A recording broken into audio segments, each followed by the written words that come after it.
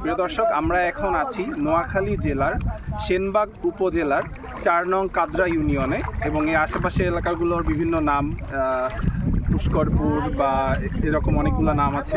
এই এলাকার যদি পরিস্থিতি আমরা বলি, আমরা একদম সরেজমিনে পর্যবেক্ষণ করে বিভিন্ন এলাকায় বিভিন্ন একদম ঘরে ঘরে চেষ্টা করেছি ত্রাণগুলো পৌঁছে দেওয়ার জন্য, ত্রাণ সামগ্রীগুলো।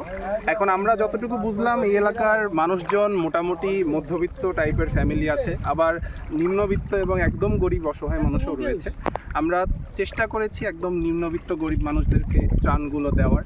তবে মূল অবস্থাটা হচ্ছে, এই এলাকায় মানুষজন বলছেন যে বিগত 25-30 বছর ধরে কখনোই এ ধরনের কোনো বন্যা সিচুয়েশন হয়নি, যে কারণে তারা কেউই জানে না যে এই ধরনের সিচুয়েশন কীভাবে ওভারকাম করতে হয়।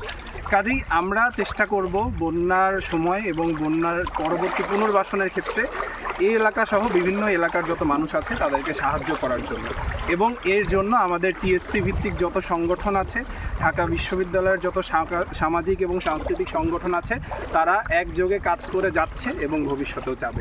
আপনাদেরকে এখানে কোনো প্রচারণার জন্য আমি ভিডিওটি করছি না, এটা শুধুমাত্র পুরো অবস্থাটা দেখানোর জন্যই আমি এই ভিডিওটা করলাম। এবং দেখছেন আপনারা যে চারিদিকে কোনো কিছু দেখা যাচ্ছে না, চারিদিকে শুধু পানি আর পানি। এবং পুরো নোয়াখালী জেলার বিভিন্ন অংশে এবং ফেনী জেলা শহর থেকে শুরু করে খাগড়াছড়ি, কুমিল্লা, বিভিন্ন অংশে আপনারা জানেন, খবর জানছেন, কিন্তু এই এলাকায় কিন্তু অতটা ত্রাণ এখনও আসেনি। এলাকাভিত্তিক ছাত্ররা বিভিন্ন সমন্বয় করে এই কাজগুলো করছে এবং আমি আশা করব ভবিষ্যতেও সরকারি এবং বেসরকারি এনজিও থেকে শুরু করে আর্মিরা থেকে শুরু করে সবাই এই সাহায্যগুলো করবে। ধন্যবাদ সবাইকে।